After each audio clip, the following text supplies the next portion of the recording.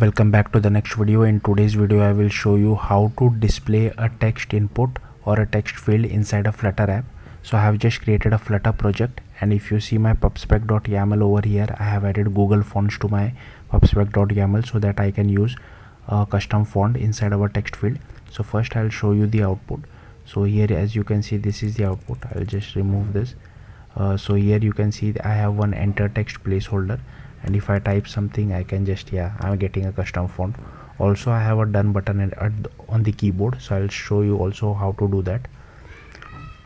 So let's get started. Inside main.dart I have created a scaffold widget. Then inside that I have created a safe area widget so that our text field does not coincide with that notch which we have on your iPhone or Android device. Then I have taken some padding. Then I have taken a column widget. Inside that I have taken a text field. Here inside my homepage widget, it is a stateful widget, so I have created a text editing controller. So with the help of text editing controller.text, you can get whatever text has been typed inside the text field.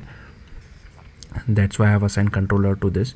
Then for styling I have assigned Google fonts.pacifico. I am using this custom fonts. I have assigned a color of red and font size is 20. Then I have assigned some decoration as well of input decoration.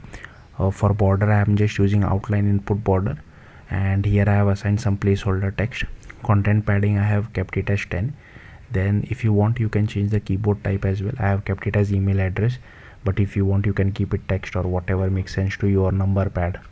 And text input action is text input action dot done. So the done button which you see comes from over here. So that's it. Thank you for watching. Bye.